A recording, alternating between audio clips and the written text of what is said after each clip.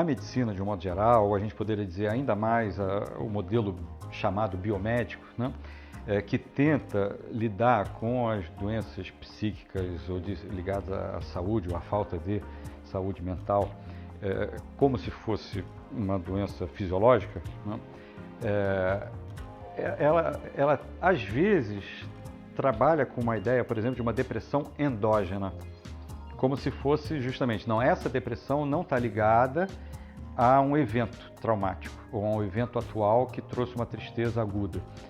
Ela é endógena no sentido de como se fosse assim, essa seria, nessa hipótese, né, ou nesse diagnóstico, claramente produzida fisicoquimicamente, ou seja, é produzida pelo próprio organismo e, portanto, o que está de alguma forma subentendido, ou que pode ser uma das inferências desse diagnóstico, uma terapêutica vai ter menos peso na dissolução dessa depressão, da depressão endógena. Então, o que há a se fazer é mesmo só a parte medicamentosa.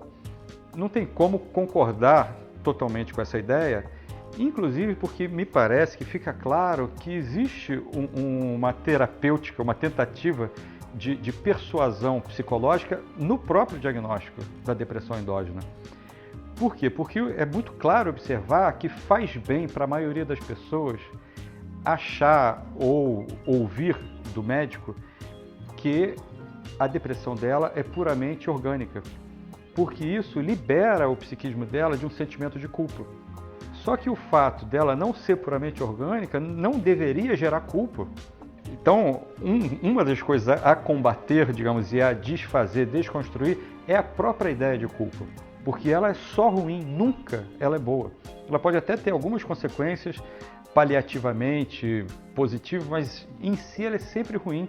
E essas consequências possíveis positivas, na verdade, não são dispensáveis. Não. Então, o que eu observo é que faz bem para as pessoas pensarem, eu não tenho responsabilidade, eu não tenho culpa.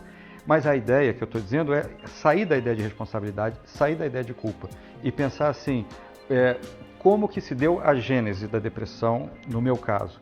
Isso não quer dizer que eu tenho responsabilidade ou que eu sou culpado. Isso quer dizer que eu vou entender como que as minhas ideias inadequadas, como a gente viu, né, como que as coisas que eu penso, a minha maneira de reagir, meu temperamento, como que eu reajo em certas situações ou de uma maneira geral, como que isso acabou contribuindo para eu engolir sapos, para eu me oprimir, me auto-oprimir, para eu não ter coragem, né, buscar um mal menor diante do que me parece ser um mal maior. Isso é uma expressão do Spinoza, muito interessante, que a gente vai também voltar a ver, mas que o mal menor também é um mal. Então, essa compreensão toda não interessa se é responsabilidade, culpa. Ao contrário, responsabilidade e culpa é um julgamento que não ajuda a compreender. Então, que a depressão seja, no caso específico, o que a medicina vai chamar de endógeno ou não, pouco importa. Sempre existe uma gênese que está ligada aos afetos da pessoa e à maneira como ela reage diante dos acontecimentos e na interação, nas relações interpessoais. Se para fugir de um sentimento de culpa, de se sentir culpada pela própria depressão, a pessoa acredita, com a ajuda de um diagnóstico médico, de uma fala médica, de que a depressão é endógena, ou seja, é o meu organismo, não sou eu, digamos. Ou também o contrário, a depressão foi porque aconteceu tal coisa na minha vida.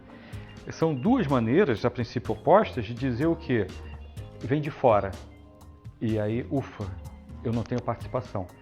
Mas a questão não é ter ou não ter participação, é que nunca vem de fora. Seja num caso, seja no outro, é sempre a minha maneira de me relacionar e me afetar com o que me acontece, com a minha própria vida. Então, essa é uma primeira compreensão no sentido da cura ou da terapia, uma primeira compreensão terapêutica, transformadora. Não é questão de responsabilidade ou culpa, nem veio só de fora, nem veio só do meu organismo. É uma questão afetiva, né? Diz respeito à maneira como eu reajo afetivamente ao que me acontece e às interações que eu tenho, sobretudo interpessoais, mas também de uma maneira geral com a vida. E aí entra também o que eu penso, é justo, é injusto, deveria ser de uma maneira, deveria ser de outra maneira. Então, esse cerne é que é para ser compreendido e essa compreensão é que é transformadora.